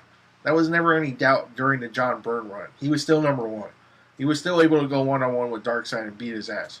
Yeah. You know, he just depowered him just a little bit. You know, because he was like, man, these other comics, you're just making this guy too invincible. It's not appealing to the readers anymore. You know, the readers, they're like, oh, you know. There's things you can do though. There's things you can do though where you can make it seem like, man, he barely won or whatever. Exactly. Just like we talked about with in Cobra Kai, right? Where it was like, man, if they would have counted that 1 point for Samantha, she would have won or whatever, but they didn't. Yeah. So it carried on, and then it was like in the long term she lost. Well, you know what I mean? It's like they're making it sound like too hard to do a fucking Superman story when John Byrne had wrote it for a while, a good number of years. He made Superman, a seller again, a comic book seller. And it's like, come on, guys. Yeah. This ain't that fucking hard. Sometimes I wonder, Double A, it's like, why do you even hire storyboarders and all that? I'm like, just go buy a couple of graphic novels, rip the pages out, and be like, let's just follow this. You know what I mean? Like, yeah, I know not everything translates. No, but it's like, for the most part, I mean, it's like... And we're not asking that, too. I mean, shit, most of the movies, the Marvel movies don't even follow, their own thing. Like, Thanos did it, wiped out half the universe for death. In the comics. Which I think is actually a better story. You know what I mean? Like, we said it too. We're like, why did you call the first movie Infinity War? You should have called that one Infinity Gauntlet. And then called the second one Infinity War. Instead of Endgame. Like, it fit better. Mm-hmm. Like, it's almost like there's somebody there that has so much, like, pretension that they're like, oh, I don't want to give the credit to the comic book. I'm like, the work's already done. It's done. It's done. The same thing happened with Preacher. I thought the Preacher cast was great. Even from what I watched, the things I did like about it, I was like, but you could have took the comic books with this cast and made an even better story than leave out Seth Rogen and fucking Evan Goldberg and just use the comic book story as the story, and it would have been vastly, vastly better. Although it would have probably had to been on like HBO Max or something like that. It needed to be on HBO. Or Netflix, yeah. It really did. It needed to be on a streaming service. It needed to be like The Boys. Yes, it did. Amazon Prime would have been good too. Yeah. What did Rizzo say here? Oh, nothing. He didn't say nothing. Actually, he's just laughing at me. Yeah, man. So, damn, Double A, we didn't really get to our topic. No, but we can still ask a question. Yeah, let's bring it up. All right, go ahead, Double A. Okay, so, there's so many dystopian movies that we like. Yes. Different scenarios. And shows. And shows, too. And I asked CM 4 particular franchises that, I think can kind of sum up the other kind of like genres. Mm-hmm. It was kind of like if you have like a dystopian future, if you're a time traveler and you had a choice between these 4 fucked up worlds, which one would it be? The first one was the Planet of the Apes, a world dominated by monkeys. Walking Dead, a world dominated by zombies. The Terminator, a world dominated by killer robots. Or Mad Max, fucking humans that just go apeshit. Mm-hmm. And, with the Planet of the Apes, there's not really another kind of like future movie with animals. But Walking Dead, that can kind of encapsulate, Zombieland, the Romero movies, those kind of movies. Terminator. You maniacs! Yeah, because if you're thinking like Terminator 2, I was like, well, Matrix is kind of, like robots, Terminator. right? Days of Future Past, even though it predates Terminator. Days of Future Past, it's still the machines. Sentinels. Machines, yeah, pretty much. Machines. Getting rid of everyone. Not just mutants, getting rid of everyone. Mad Max, you got Hunger Games, you got the Escape from New York movie, mm-hmm. The Soylent Green, The Road, you mentioned The Road. Soylent Green. Yeah, what kind of planet would you want to be on? Where you're facing humans, where you're facing cyborgs, where you're facing zombies, or you're facing fucking murderous apes. Fuck, Dolly. All of those sound fucking terrible. Exactly.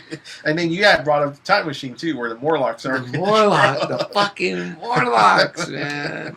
Okay, so let me give my answer. I guess where I feel like I might fare best, me personally, the person I am is, I'm kind of torn. Okay, so my first answer is going to be straight up like the Mad Max world, because like it's humans. Okay. Like I know human to humans, but these are the most savage humans. Yeah, they are. So then my second thought was, I was like, oh, I'll be like, it will be The Walking Dead, because I'll end up like being like, what's his name from Hilltop? The first. Oh, that dude from Terminator. Yeah, right? The old man. Fucking. I forget what the fuck his name was, but he was a real cunt, and he just was drinking and hoarding all the liquor. Yeah, Maggie and him got into it. Yes, I think Maggie eventually got. That's what I'm saying. The stepdad from Terminator 2. Yeah, that's right. That's right. He's the Gregory. Gregory, from The Walking Dead. I was like, I could see myself being like that type of political leader. But being under Negan, though. Because he's still under Negan. Well, yeah, that's why I got in my hair, man. You know? And half your shit is mine. So you don't think you will make it in the Planet of the Apes? No, in that world, I feel like I'd be like a straight up like janitor or like slave. Like it would be bad. Like I'd be fucking scooping up the monkey shit or something like that. Man, like the Tim Burton one. And the robots, I think I would just be too terrified. That one's probably the worst. That's how the absolute worst. You're just a battery to them, man. You're like, and they're just gonna kill you. There's no reason, like Kyle Reese said. There's no reason. There's no bargain. Yeah, you can't. You're of no value. You're just like boom. So yeah, I guess I would go. Fuck. And to be honest, I think I'm gonna go with my Walking Dead first.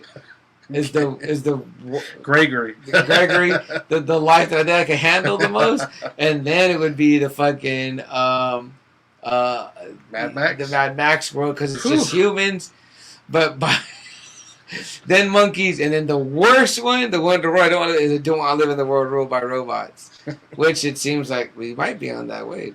I know, because I was going to tell you. So one of the things that 3 of the movies have in common, taking out Walking Dead, is that they're all ended by humans. Planet of the Apes, it's ended by a big world war. Terminator is ended by a big world war. And Mad Max is ended by a big world war too. It says it too in the first Mad Max movie that's how it all goes to shit. It's by humans. So humans are the ones that bring it all down, and we get left with either Mad Max or you're running for your life, trying to find gasoline. Let me carve right now, no fate. No fate. Terminator, where the fucking cyborgs just zap you off because you're just fucking gonna destroy them. I gotta say though, those cyborgs seem fucking absolutely ruthless. Even the what are they called in the Matrix? They're called the what are they? The Sentinels. Sentinels. Yes. Which they have no mercy, man. Which I love too. Like Days of Future Past is such a great story. It's only like 2 issues, but man, what Chris Claremont and John Byrne did is it's awesome. I wonder if James Cameron got a hold of it. I'm sure he did. It predates Terminator big time. It predates it's like the early 70s or somewhere. After seeing Avatar, we know James Cameron is not creative. So. No kidding, man. I was like, big hot take is what it was. Yeah. Fuck Avatar, man. It sucks balls. Yeah, it does. I still don't understand how it made that much money. I don't own it. I don't plan to ever own it. I don't plan on owning it. And you know what? I ain't rewatching it. Maybe ever. So there's no. I'm really good for my life. That's it. If my nephew one day is like, we sit and watch it, I'll be like, okay, that's it. That's the only time I watch it. Rizzo back, he said he would do zombies if they were slow. And he goes, yeah, I'm with CM's list. Yeah, man, you don't want to fuck with them fast zombies from World War Z, because that was like you're fucked. Yeah. Forget it. Yeah. The fast zombie is like... That's scary. That's pretty fucking scary. Well, we gotta hear your list. I mean, Rizzo says real quick, I'm good with not watching Avatar. Okay. Let's just leave it wherever the fuck it is. For me, I'm going Walking Dead first. That would be probably the first world I'd go to. Planet of the Apes. I think I'd be okay. Go somewhere where the apes aren't around. Mad Max and then Terminator. Mad Max is just fucking scary because all those fucking humans just turn into complete fucking savages. So this is in order from the one you would be most okay with, to the worst. Yeah, so we agree that it's cyborgs that you're just like... And cyborgs, no. And like I said, fucked. Like Mad Max 2, that's pretty fucking scary. Oh, yeah. Road that's Warrior, scary. Fury Road. Oh, no. That opening scene of Fury Road. I agree. Fucking terrifying. I agree that those are fucked up. Yeah. Yeah. Dead Boys or whatever they're called. It's, what's his name is one? Beast, right? Yeah, Beast. Yes, Beast. Yes, Nicholas Hoult or something. You won't believe this, but I barely watched it for my first time like this year. Yeah, I remember. At the beginning of this year. You borrowed my trilogy. Yeah, I was like, that's a pretty badass movie. That one is, that one's really good. He did a really good job. The only one I could really say I could watch over and over besides that one is Road Warrior. The first one. No, Road Warrior. The first one's pretty boring. Yeah, that first one is pretty boring. So you're talking about the second Road Warrior, where he's driving the tanker with Lord Humongous in the mask. Yeah, that one's cool. Yeah. Out of those 4 movies though, that one's probably the most influential though. I mean, there was so many looks. Wrestling took a huge fucking part of that movie. Weird Science too. Weird Science, yeah. So, I mean. But yeah, that was our topic. We would have gone more into it, but it's okay. I love discussing Punisher, Wolverine. No, man, that was a great talk, whatever. I mean, but still, we got it out. I mean, and the truth is, I mean, like, there it is. I mean, it's like I said, guys, CM threw it down earlier. Man, if you guys want to do a big roundabout about the Batman sometime next week, if you guys have the schedules, just let us know. Man, that'd be awesome. I wouldn't mind, some of the guys here. So yeah, we get maybe a few of the guys here who can, and then we get the rest maybe virtual or whatever. But basically, it is, us and you all talking about it. We know we have some hardcore Batman. I'm sure most of our fans are going to see it sometime this weekend. I saw one of the guys said he was there already. Okay. Today, so yeah. Rizzo says, "Dude, the cyborgs would murk us out so fast. Would be tapped into computers and GPS accuracy, blowing us away." Oh yeah, they'd fucking wiped us. It's also like iRobot almost, because that was where that one was going. Yeah. And then if you think of I Am Legend on the Will Smith tip, it's that's pretty much zombies too. I did almost put that one. I've heard vampires, and that's not good either. Like the original plot was vampires. And speaking of that, are you going to see Lestat? Oh, the show, right? Yeah. It's on Hulu? It's only on streaming. Is it on Hulu? I thought it was AMC Plus. I'll check it out. I'm curious. It's going to be another Lestat, too, so now it's going to be... I'm curious to see it, yeah. And Louis is played by a black guy, right? Oh, I don't know. I've only seen one scene of Lestat, and it's like him talking like in a church or something. Okay. Yeah, I didn't know about that. Yeah. I think so. I think the Louis. I might be. That's kind of interesting because it's in New Orleans, so it kind of would make sense, right? Yeah, like of the time. You know what I mean? So I kind of dig that.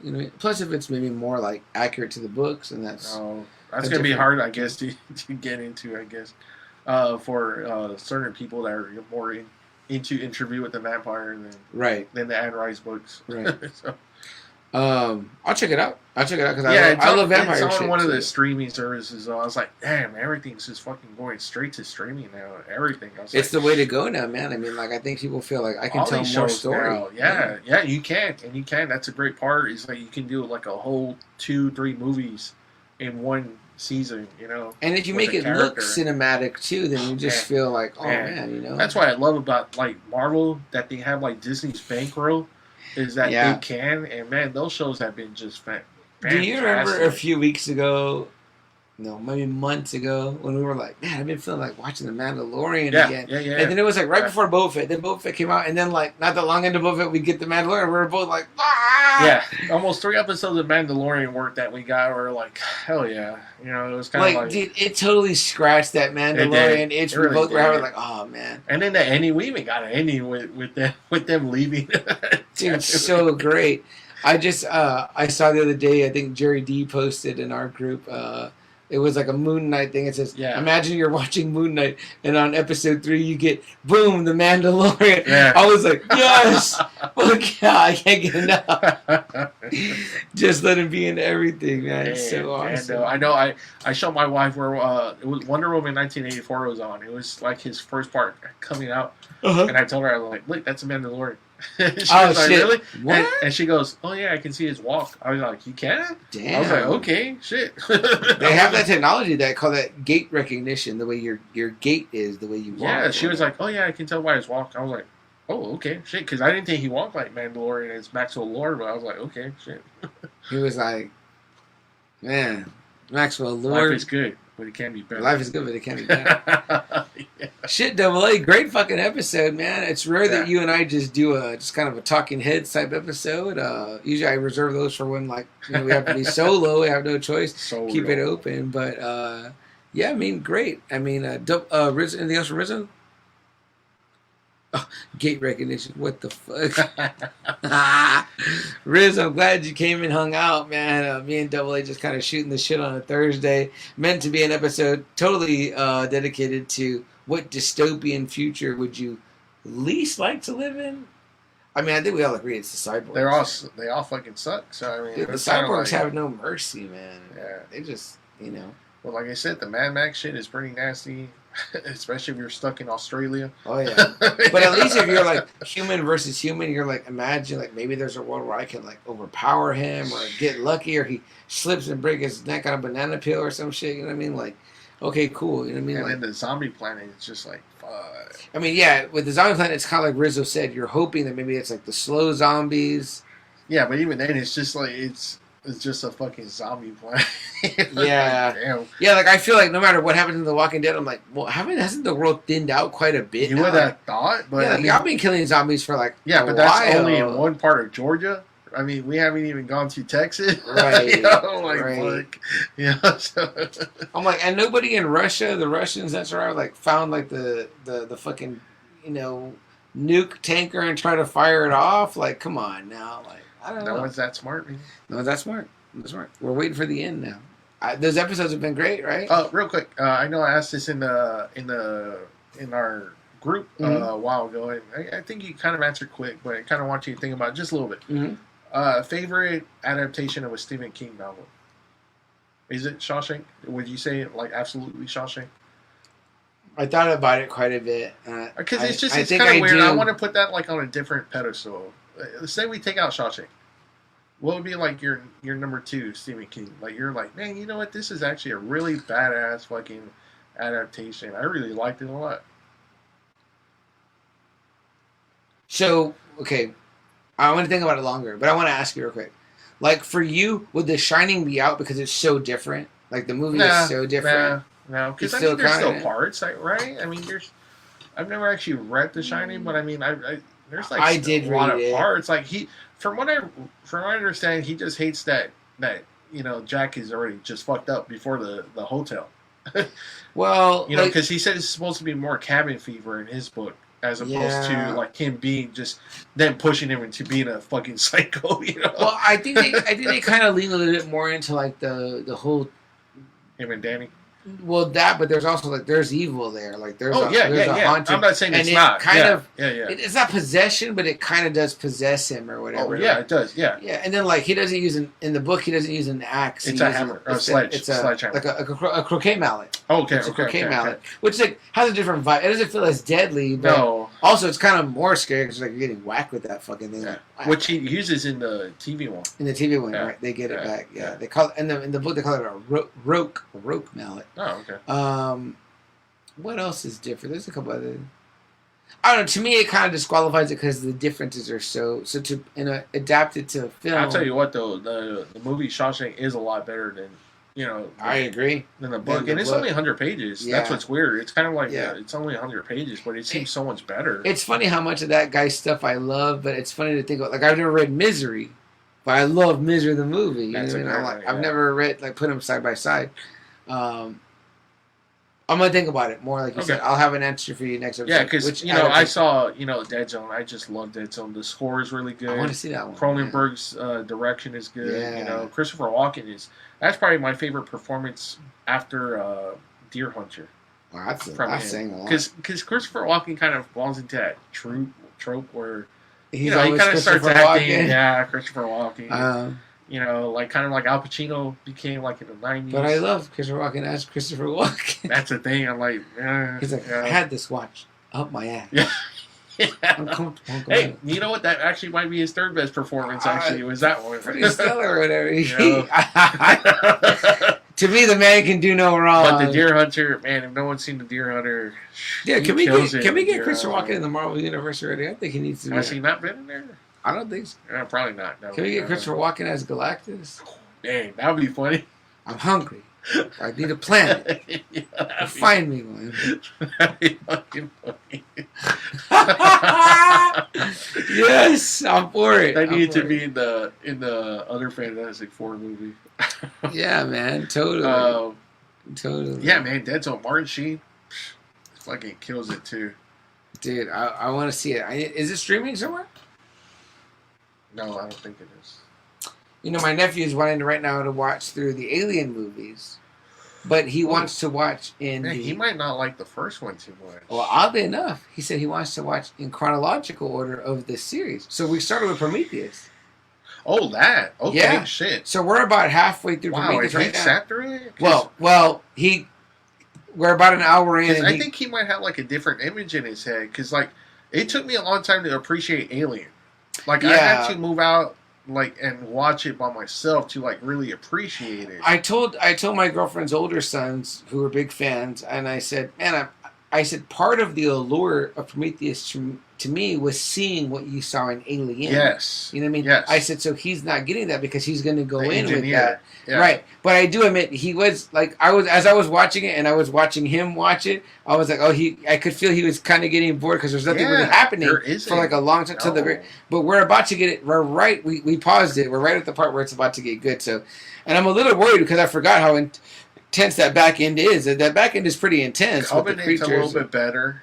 You know what? I've never seen that. That's a little step up big time from Prometheus. Alien, though, I don't know.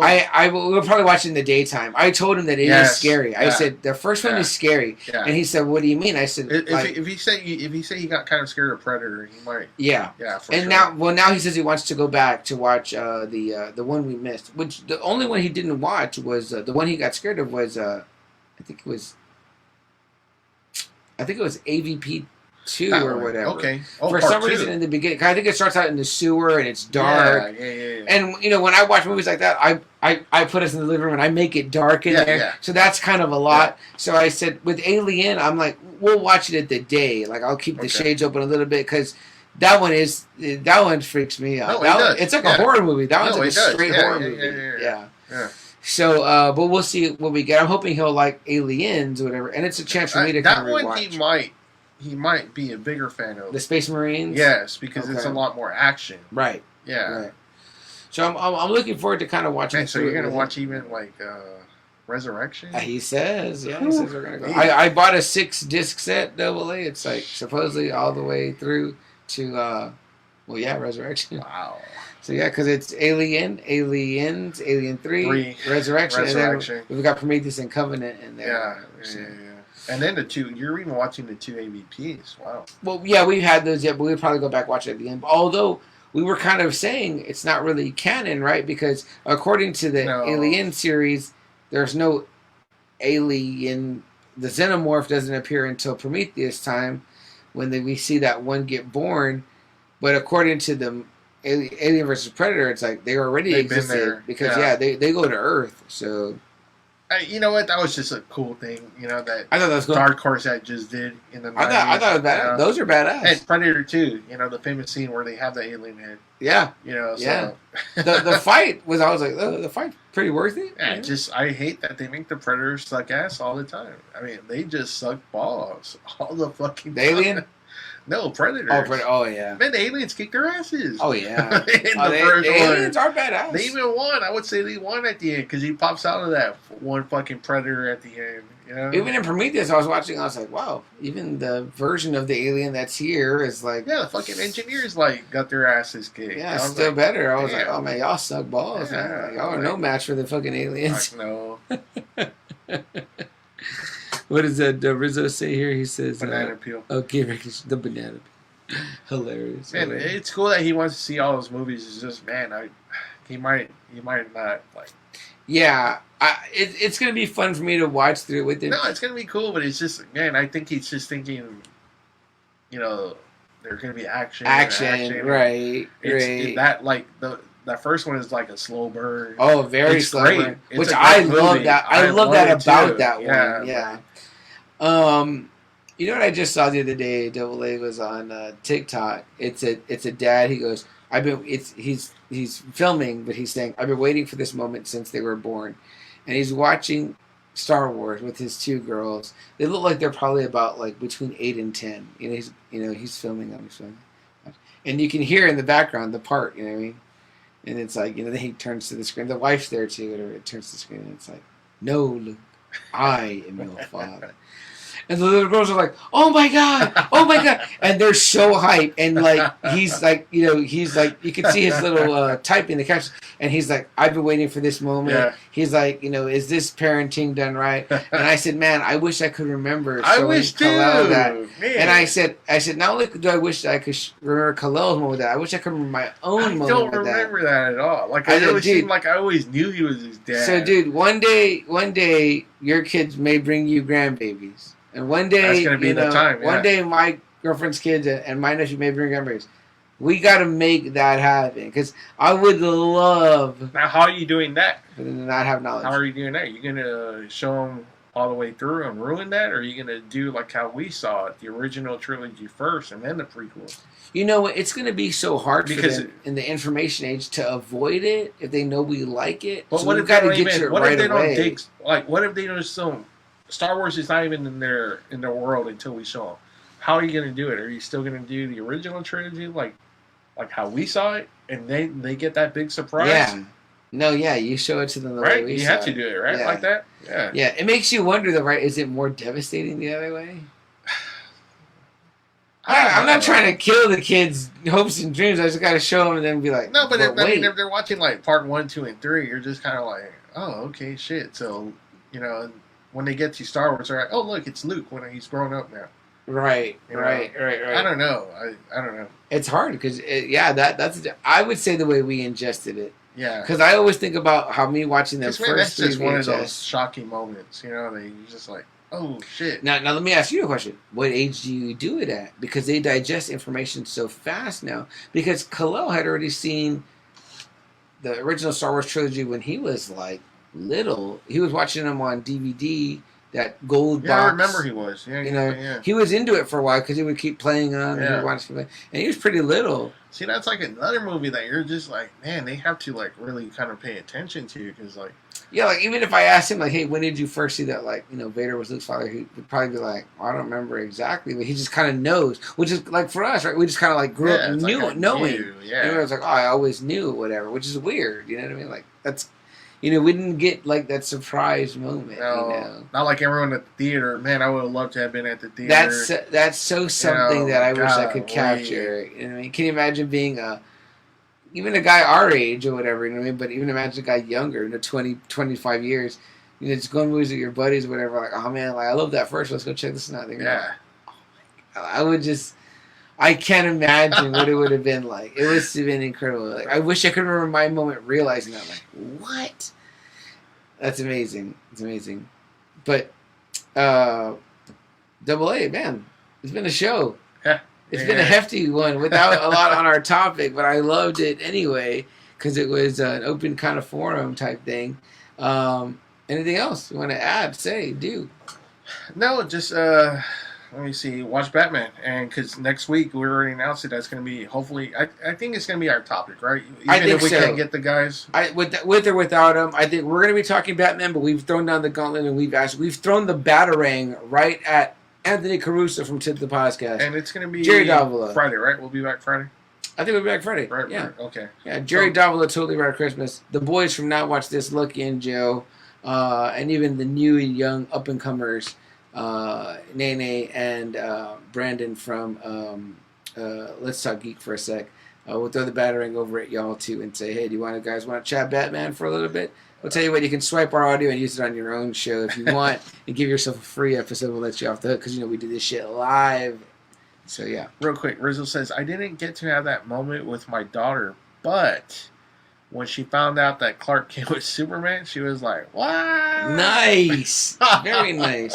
Hey, Riz, you know what? I know you're not a podcaster, but I'm going to extend our invite to you as well if you want to come in and talk. When are you watching the Batman? And if you also want to come on here and talk that guy in the cowl, come on out and talk it with us. And maybe, it'll be what Joe will say it's like our 100th episode of Joe will say that we just getting on our knees, second on some bat peen.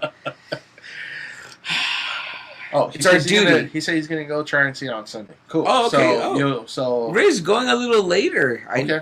I admire that. I admire. So we should all be pretty well versed into. Pretty well versed. Totally up to you, Riz, if you want to join us virtually or potentially even in studio, depending on if how AA feels about getting people. Or how you feel. I know you're kind of leery about getting close. Rizzo, I know Rizzo's kind of like. I think we're pretty good now, right? We're feeling pretty good. Yeah, I am. Yeah. So maybe unless Joe wants to set us up in his new Casa Rita. Apparently, he has dedicated podcasting. That's right. He did. So Joe will throw that out. I'm sure his wife was like, "What the fuck?" She's like, "No, these motherfuckers ain't coming to my new house. Take your shoes off, motherfucker." Damn. So, but if not, Rizzo says he'd love to do it. Okay, cool. There you go. That's one confirmed right now. The batarang was thrown and one response thus far. So at least there'll be 3 of us talking the Batman next Friday night. Possibly. Supposedly, from what I heard real quick, it's like kind of like the only kind of spoiler thing I heard was that it's supposed to be like a year 2 Batman. Okay. That's the only thing I read. That's the only thing I cared about. So I was like, oh, year 2. Okay, so I'm hyped. It's not year 1. It's not Christian Bale. Year 1. It's year 2. So. Yeah. I'm always watching normally at City Base. I like just watching like a first straight. I like that too, man. That's my theater, but man, they really got attached to the fucking Mayan. So I was like, damn. Yeah, and then so for me, it was kind of like I brought up the idea of like not missing out on like either the seats or the IMAX. The seats won. My nephew was like, "Oh, see the seats. It's at Cinemark at Macrelis." So tomorrow I'll be like, well, hopefully as I'm getting beat down. So we'll see what's up with that tomorrow. Yeah, guys. Previously, we had announced, and I haven't really gone over this with you yet. But we had announced that we were going to do a March 12th show over at Rolling Oaks Mall. But I think we are moving that date to April. I'm pretty sure. Yeah. You have some commitments. So I'm fine with. I'm not like, oh man. And we have one commitment. We also both got to kind of honor in regards to our good buddy Mario Delgado, Authority Comics, Swan Song, but. We're gonna do those things. We're gonna move the Wrestle Shop show to one of their ones in April, and we're gonna pin down which one it is, and then we'll let you guys know for sure. Yeah. So good stuff. Rizzo says I'm much better now. Oh, he says I look much good. Glad to hear it. Rizzo says we're counting on you, bud. So whether you want to be in person or join virtually, let us know. Well, we gotta still figure out who's gonna. Gonna be here, so I think we can accommodate 1, 2, 3, 3 more sets of headphones. Well, not just that, but we just gotta see who's actually gonna do it. So we're here for it. Oh, and the Raddies. Yes. Tomorrow, I think they get announced. I don't know when. What? Right? Okay, I think you might be right. Yeah. Or is it tomorrow the last day to vote? Tomorrow might be the last day to vote. Okay. I think. Okay. I need to tomorrow's the last day to vote. So go out there, go to the Raddies, go to the Google Doc. It's on our Facebook page. It's on Jerry Davila's Facebook group. His page for Totally Rad Christmas.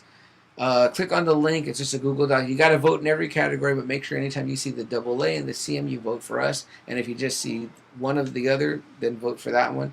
AA and I are nominated in several categories, and then I'm in a few other ensemble. You're actually finding yourself in one of them. Yeah. It's me versus me. So I think it's me and you versus ourselves. In that too. Yeah, best toy category. We're in there for Thundercats and Robotech. If we don't win that one. If we don't win that one, what the fuck are we doing here? So, somebody help us. Good Lord. We have 2 chances to win out of 5, I think. It's like 2 out of 5. Guys, let us win the fucking one, right? We're here. Who we're up against here but ourselves here. You know? Rizzo says here. He says that he has dinner with his parents next Friday. And he goes, I forgot because it's spring break for my daughter. Come on, Riz. What the fuck, man? You ain't eating dinner all night. We gotta talk about the damn Batman here. All right. Well, either way, you're invited, Riz, and if you can make it, you probably when you can, even if it's virtually. If not, well. And if you can just do it virtual, I mean, it probably won't happen until probably like 9. Yeah, unless your family's eating at the Michael Keaton, Kim Basinger table where you gotta walk down and pass the salt. Yeah. You know, so. But Rizzo, we can also, if not, it's fine. Yeah, we need a moderator, Riz. We need a non-podcaster here to throw down the podcast gauntlet on who's talking the best shit. Oh, for all we know, we're gonna love it. We might love it and be like, "Damn it." We probably are gonna love it. We probably are. We don't really hate on a lot of shit, really. So. All right, guys. something we like to say at the end of every podcast, regardless of how little we talked about the actual topic, is that if there's something that you want to do, a hope, a dream you have, an ambition that you may want to seek, go out and do it. Today's the day. Seize the day. Why wait till tomorrow? Why wait a week? Why wait a year? Why think about it and talk about it? Yeah. Seize the day now. Do it today. Today's the day to do it, just like we did when we started our podcast. Just like Robert Pattinson did when he chose to be the Batman. Yeah, and I think we got our 2-year coming up too. That's right. Yeah, man, 2 years. We hit 100, and now we're on our way to 2 years. Yeah. But just like all of these great podcasters, just like Chris Rizzo and Invincible Comics and more did, you seize the day, guys. Just like Sarah Connor did in her dystopian world, she seized the day. She fucked Reese and then sent him back in time to save her unborn baby of theirs, which really blows my mind. She did what it took. She did what it took. The next thing is obviously, like we were going to, is you got to do whatever it takes. Speaking of going back in time, when Captain America had to lead a team back in time to save half the universe, he told him, we got to do this. We got one chance. We got to do whatever it takes. So you also should do whatever it takes in accordance with accomplishing your hopes, dreams, and goals, guys. That is the advice of us here at Just Another Friday Night. I've been CM Chuck. I'm Double A. And have a good night. And we'll see you next week talking the Batman. Good night, y'all.